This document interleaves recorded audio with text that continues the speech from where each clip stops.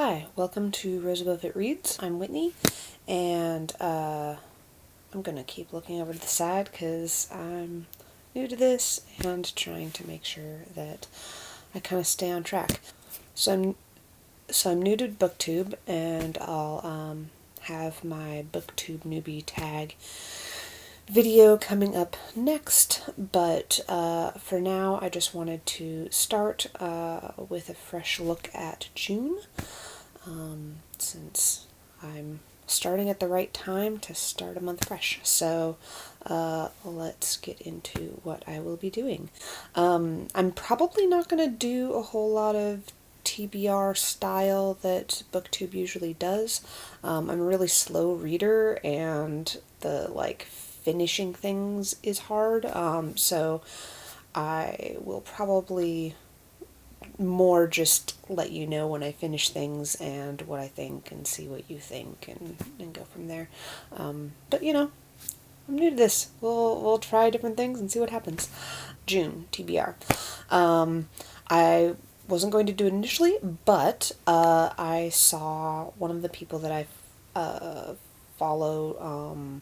Shay posted a Blackout buddy read for some books that are really important right now, and I want everyone on Booktube to read them and create a good discussion and create a good environment for folks. So it seemed like a good idea to, get involved. So those I'm going to really actually try to read and finish, hopefully by Juneteenth, if not at least hopefully in the month. To help me with this, I actually got them on audiobook. I should tell you a little bit about it. So Blackout Buddy Read is going to be reading White Fragility by Robin DiAngelo and White Rage by Carol Anderson. I haven't read either of these books, but I did have the wonderful good fortune of getting a chance to go to a training by Robin DiAngelo, the author of White Fragility, a while back. A Latina friend of mine posted basically being like, "Hey, white people go to this," and I was just like, "Okay," and it was one of the best things ever. So I imagine that I'm going to really get a lot out of White Fragility. Just a lot of reminders from that training, and probably going a bit deeper because you can go a bit deeper in books. And just a great recentering for me. I think that of the two, I tend to have more issues with the fragility than with the rage. So, but I think that it's important for me to understand a lot of white rage that happens. So it'll be good either way. So I'm hoping to get both of those done via audiobook by Juneteenth. We'll see. Other than that, what else am I reading? I have this bad habit of reading way too many books at the same time and not finishing them. We'll talk about that a bit in my Booktube newbie tag. But, so I'm going to just tell you what I'm currently reading. I have forced myself to not add any other books to this list other than the ones for the buddy read. But, yeah, we'll see. Okay, so I have two books that I picked up for around Christmas time when I went and saw some of my family, and one of my nibblings. Nibbling is a gender-neutral term for folks who are in that niece-nephew category in the family tree, and I have a nibbling who's in like that 3rd to 5th grade range, but also real bright and able to read at a really high level, but also immature and really sensitive. So before I get presents, I want to make sure that I've read them and that they're at a good level for, scaffolding and so forth. So the first book that I picked up when I went to the bookstore with them was this one, which is Genius, the Game by Leopoldo Gout. And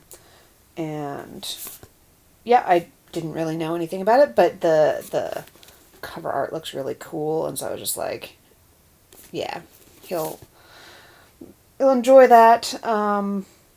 But it also could be terrible. And I don't know. So I wanted to give it a once over, make sure that it's appropriate.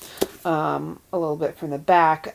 Rex is a 16-year-old Mexican American, one of the best programmers in the world, and determined to find his missing brother. Tunda is a 14-year-old self-taught engineering genius, brought the internet to his Nigerian village, targeted by a ruthless military warlord. And Painted Wolf is a mysterious 16-year-old activist blogger, pulled into the spotlight when her father became involved with a corrupt Chinese official.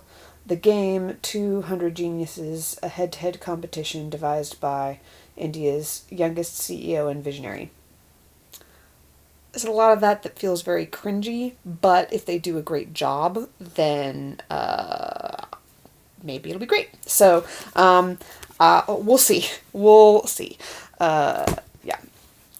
The other one that I picked up was Brown Girl Dreaming, and I know this is excellent. I have already started all of these. This one is by Jacqueline Woodson, and she's amazing. I picked up a book by her, I don't know how many years ago, but called Locomotion, and it was also amazing, and really actually got me to reconsider reading poetry. I haven't read a whole lot of poetry, but Brown Girl Dreaming is the same sort of way, and I picked it up again at that same time, but also started reading it during this pandemic, because having small little poems to read one at a time can be really, really useful. So we'll see. I'm definitely going to work on it. The next two I have borrowed from my partner, and I don't know when, but I'd like to be able to give them back to her. So Systemantics by John Gall. The subtitle kind of says why my partner thought I would like this. How systems work, and especially how they fail. I'm concerned at how short it is, but I'm hoping that there will be some useful coalescing of things that I already think a lot about, maybe some new things that I don't think about, and like a structure for continuing to think about things and research things and so forth. So the idea of there being a field of systemantics makes me feel really excited. I kind of want to take like a graduate level course on systemantics. So I don't know. I mean, if you've got any ideas for books I should read after I read this one, that would be great. The other one I borrowed from my partner forever ago and really need to finish and get back to her is Space Opera. This is by Catherine Valente, and I've loved lots of things that she's written, including her kids' books, The Girl Who Circumnavigated Fairyland in a Ship of Her Own Making, and the other books in that series. I haven't read them all, but which I should probably do. And then also Palimpsest, which was actually the first book that I read, and also not for children, very much not. Essentially, these aliens come to Earth, and they are picking up the, like, representatives of Earth to compete in a, like, Eurovision style competition with the rest of the cosmos. Yeah, we need to not get last. If we get last, it will be very bad for us. So, we'll see.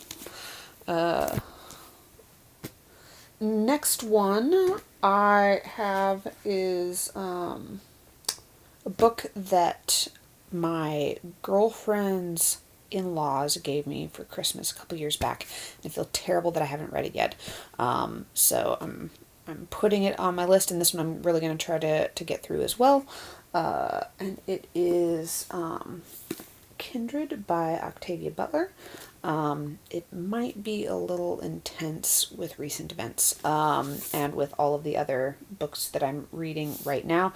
So, I hope to read at least some of this, and if I don't finish it this month, I hope to finish it next month.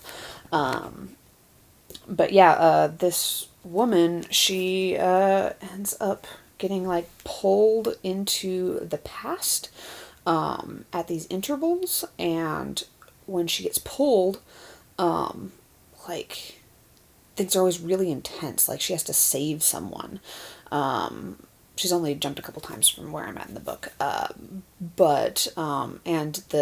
she just found out that where she gets pulled to is the antebellum South.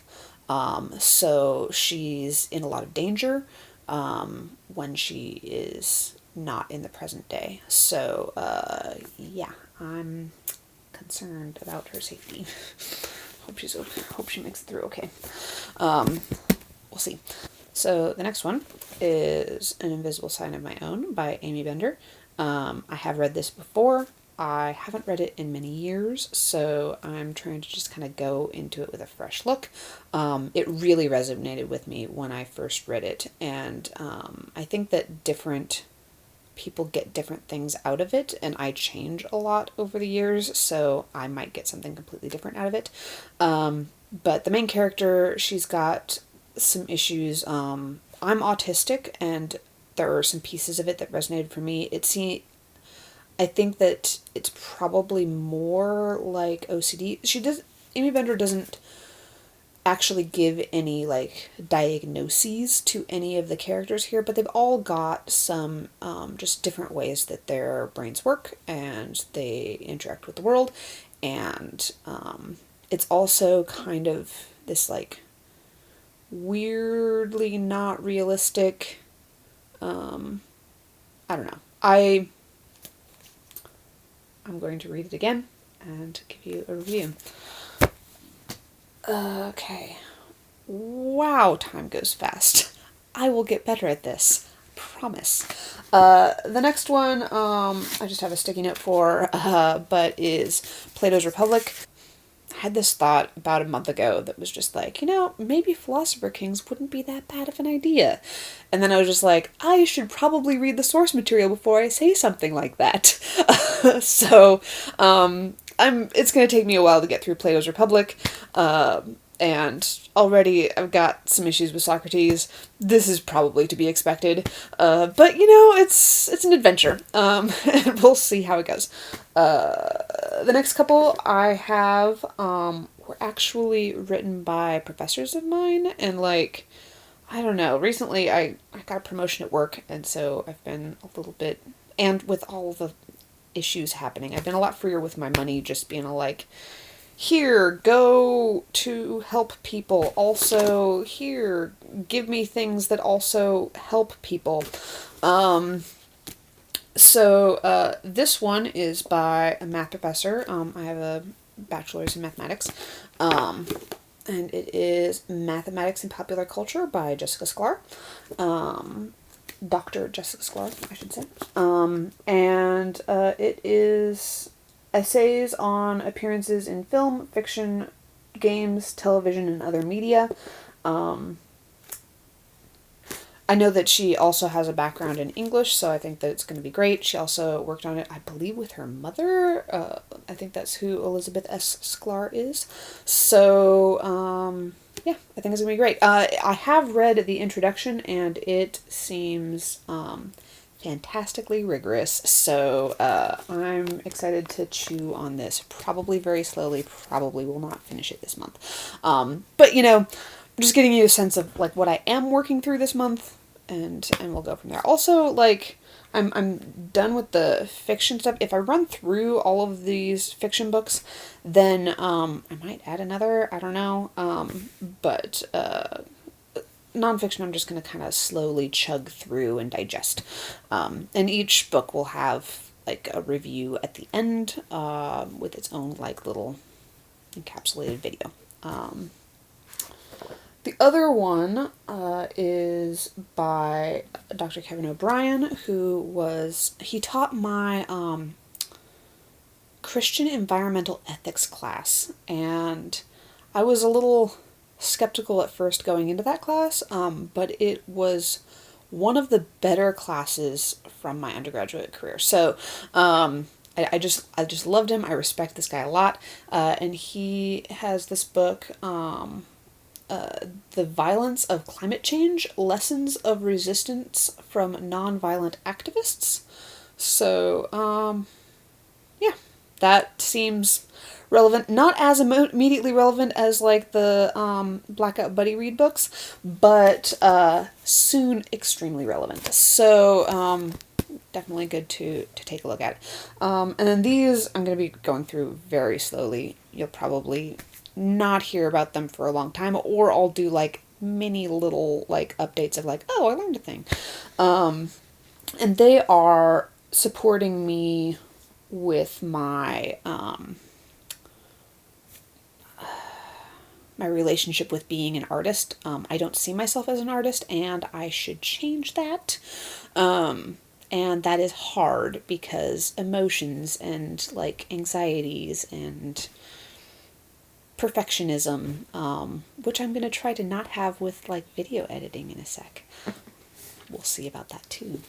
So the first one is You Are an Artist by Sarah Urist Green. She is amazing. She is just the kindest, sweetest person. And she actually has a YouTube channel that she does with PBS. It's called The Art Assignment, and, you know, if you want to just dabble a bit, I highly recommend you go and check out some of her videos. I'll put, like, links and things. So that's good. And then the other one is big honkin' book, The Complete Artist's Way. It actually has 3 books in here. The first one is just The Artist's Way, and that is one that I have actually gone through before, so I'm trying to go through it again. It's more of like an activity sort of situation, but I don't know. It's kind of halfway between like activity and self-help, and yeah. But it's pretty great, and I think that as I go into this season of creation, it will be a good thing to have by my side. After that, there are 2 more books in here, Walking in This World and Finding Water.